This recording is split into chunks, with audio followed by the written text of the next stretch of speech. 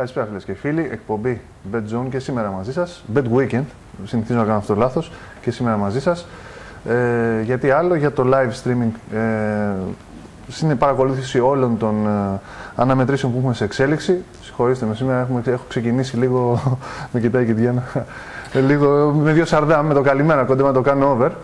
Ο Μιλών και πολύ γλυκά Διάννα, την οποία είδατε θα είμαστε μαζί για 2 ώρες να σας δείξουμε τι υπάρχει στο σημερινό κουπόνι σε εξέλιξη. Ήδη η Real έχει ανοίξει το σκορ και ας ελπίσουμε να πάνε καλά τα πράγματα, τουλάχιστον στα βραδινά παιχνίδια, να μην έχουμε εκπλήξεις και να πάνε καλά ό,τι εσείς έχετε επιλέξει στο σημερινό πρόγραμμα.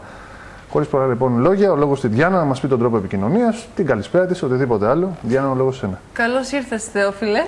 Περαστικά σου. Είμαι λίγο συναχωμένος και ξεκίνησα με. Αντί για Bet Weekend, είπα Bet Zone. Εντάξει, είχα συνηθίσει αυτό. Αυτό δεν είναι λάθος, έτσι και αλλιώς. Η δύναμη της συνήθειας είναι μεγάλο πράγμα.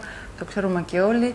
Καλό βράδυ εύχομαι σε όλους εσάς. Ευχαριστούμε που είσαστε και έχετε επιλέξει την παρέα μας και σήμερα το βράδυ. Για λιγότερο από 2 ώρες θα σας κάνουμε και εμείς παρέα. Πιστεύουμε να πάμε πάρα πολύ καλά, όπως και εσείς, έτσι και εμείς βέβαια. Περιμένουμε τα μηνύματά σας φυσικά στη γνωστή διεύθυνση. Γράφετε με λατινικούς χαρακτήρες STIG. Στέλνετε το μήνυμά σας στο 54454. Διαδικτυακά μας βλέπετε εδώ πέρα το www.telesport.tv για όσους μας βλέπετε από μακριά, εκτός σπιτιού και μικρής οθόνης, αλλά μέσω της οθόνης του PC. Να πούμε πως ισοφάρισε και η Manchester City στο διπλό. Ωραία. Και κάποιος χαίρεται εδώ, μόνο δεν έχει πέσει πάνω μας να μας αγκαλιάσει. Εντάξει, έχει ακόμα δρόμο.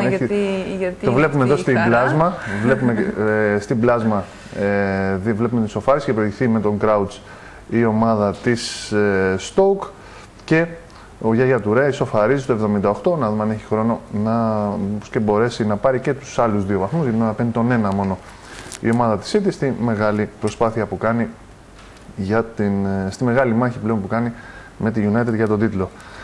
Είπες και τον τρόπο επικοινωνίας, είμαστε έτοιμοι να ξεκινήσουμε κανονικά όπου έχουμε γκολ. Θες να ξεκινήσουμε από ποιο πρωτάθλημα? Ό,τι θέλεις, ο λόγος σε εσένα δείχνουμε. Πάντως για τους φίλους της Real έχει ανοίξει νωρίς το σκορ, διότι νωρίτερα η Μπαρτσελόνα πέρασε. Και για την ώρα μείωσε. Προσωρινά είχε μειώσει μάλλον σωστότερα τη διαφορά ακόμα περισσότερο. Ξέρουμε και ποιος είναι να το τσεκάρουμε. Σκορέρ στην Real. Να το δούμε και το σκόρερ της Real. Πρέπει να έχει βγει κανονικά. Ναι, ο Ιγκουάιν είναι. Ωραία. Είναι στο 7ο λεπτό. Οπότε θες να ξεκινήσουμε τις κάρτες? Πάμε με Ισπανία. Να ξεκινήσουμε από Ισπανία. Και συνεχίζουμε την ροή των καρτών. Πάμε λοιπόν. Πάμε να δούμε τι έκανε τότε νωρίτερα η Μπαρτσελόνα, μιας και πάμε στην Primera Division. Ωραία. Δεν κέρδισε τελικά? Κέρδισε έστω και με 10 παίχτες. Με 10 παίχτες και με ένα γκολ τελικά. 2-0. Πάμε. Πολύ ωραία. Ο λόγος σένα. Βλέπουμε λοιπόν την κάρτα και τη διαβάζω. Το 3-37 Μαγιόρκα Μπαρτσελόνα 0-2, διπλό από ημίχρονο. 3-63 Ρεάλ Μαδρίτης Σοσιεδάδ 1-0. Και είμαστε. Στο 10ο λεπτό. Ναι, μόλις. Απλά να πω, Μέση στο 26ο και Πικέ στο 71ο λεπτό. Στο 57 Θιάγκο είχε αφήσει με 10 την ομάδα της Μπαρτσελόνα. Παρ' όλα αυτά πέρασε από την έδρα της Μαγιόρκα και ποιος άλλος περιμένει κάποιο νέο δώρο της Real. Η διαφορά, αν η Real κερδίσει βέβαια, θα επανέλθει στους 6 βαθμούς, αλλά τονίζω ότι έχει πολύ δύσκολο πρόγραμμα η Real σε σχέση με την, σαφώς δυσκολότερο να πω έτσι, με την Μπαρτσελόνα, διότι πέρα ότι έχει προς το τέλος του πρωταθλήματος στην Μπαρτσελόνα εκτός έδρας έχει και την Ατλέτικο Μαδρίτης, έχει και την Οσασούνα, γενικά στην Παμπλώνα έχει ένα θέμα η Real και έχει και την Athletic Bilbao, δηλαδή πάει και στη χώρα των Βάσκων σε σχέση με την Μπαρτσελόνα που ουσιαστικά ένα από τα πιο δύσκολα εκτός έδρας παιχνίδια ήταν το σημερινό και το πέρασε αυτό το σκόπελο ανέμακτα. Ουσιαστικά θα έχουμε ψωμί, ξαφνικά απέκτησε μεγάλο ενδιαφέρον το πρωτάθλημα στην Ισπανία.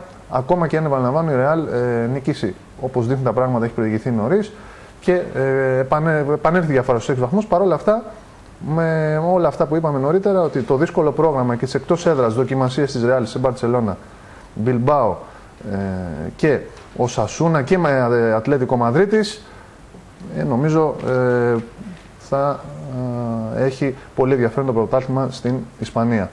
Έχουμε το δεύτερο γκολ για την Λίλ, η οποία κάνει το 0-2 στην Εβιάν. Αυτό ήταν ένα γκολ που με χαροποιεί από μια άποψη, με στενοχωρεί από την άλλη, όχι ότι δεν. Διότι είδε στις λεπτομέρειες χάσαμε τη West Ham και η Lille με συμπλήρωνε την πρόταση. Εντάξει, τουλάχιστον να περάσει η Lille, για όσους επέλεξαν τη Lille, ήταν ένα καλό σημείο. Και όσο δεν κερδίζει η Μομπελιέ, μειώνει και αυτή τη διαφορά από τη Μομπελιέ.